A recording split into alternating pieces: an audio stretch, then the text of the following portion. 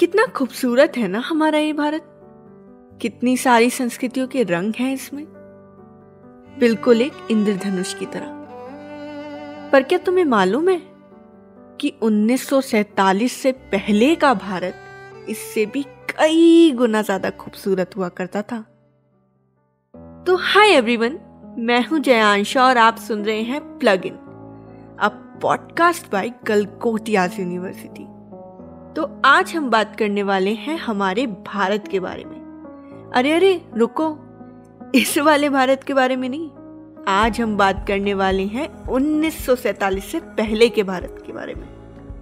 उसी भारत के बारे में जहां लोग ईद, दिवाली, होली और मकर संक्रांति जैसे त्योहार एक साथ मिलकर मनाया करते थे।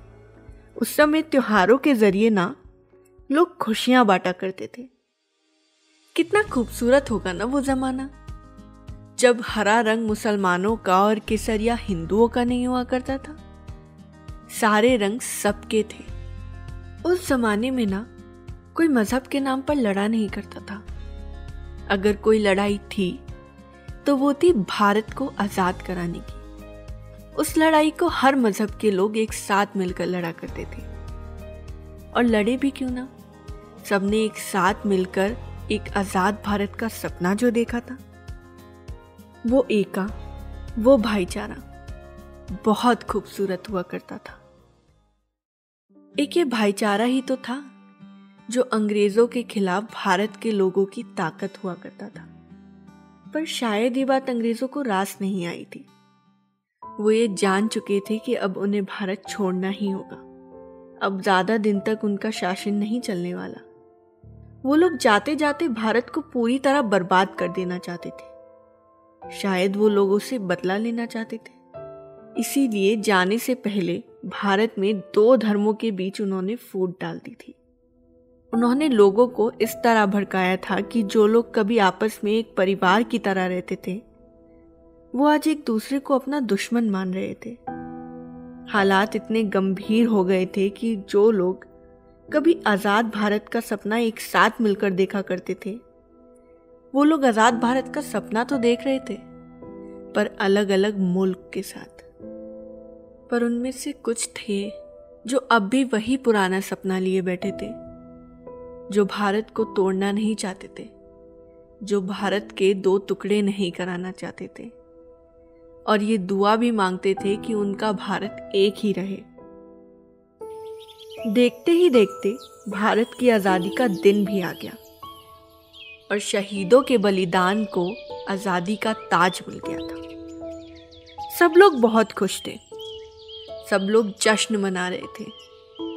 पर उन्हें क्या पता था कि अभी तूफान थमा नहीं है, अभी एक तूफान और बाकी है।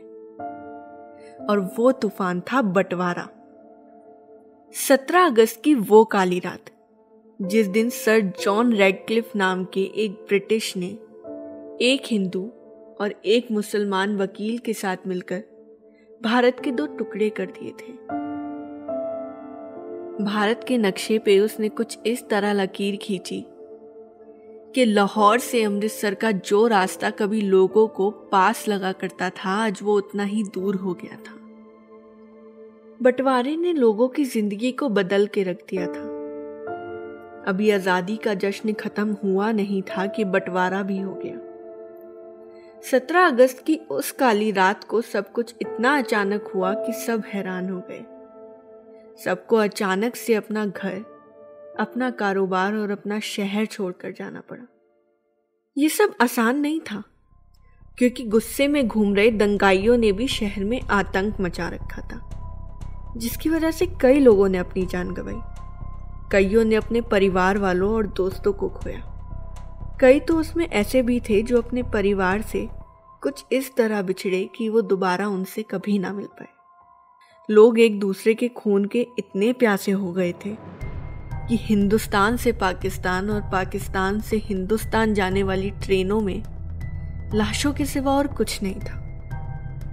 हर तरफ भगदड़ मची हुई थी, हर तरफ कोहराम मचा हुआ था। उस समय हालात कुछ ऐसे हो गए थे कि संभालना मुश्किल हो गया था। कभी किसी ने सोचा भी नहीं था कि लाहौर से अमृतसर जाने का रास्ता कभी दो मुल्कों के बीच पड़ जाएगा। पर अब और नहीं, अब हमें साथ में मिलकर इस नफरत के बीज को खत्म करना होगा, पुराने भाईचारे को वापस लाना होगा। दो मुल्कों को जोड़कर नहीं कर सकते तो क्या, हमें अपने इसी हिंदुस्तान को वही पुराना हिंदुस्तान बनाना होगा। तो आइए साथ में मिलकर कोशिश करते हैं और अपने इसी हिंदुस्तान को वही पुराना हिंदुस्तान बनाते हैं। इसमें वही पुराना भाईचारा लौटाने की कोशिश करते हैं। तो इसी के साथ आज के लिए बस इतना ही।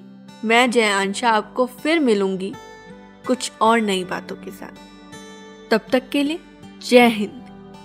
और हाँ, सुनते रहिएगा plug in, a podcast by Galgotias university.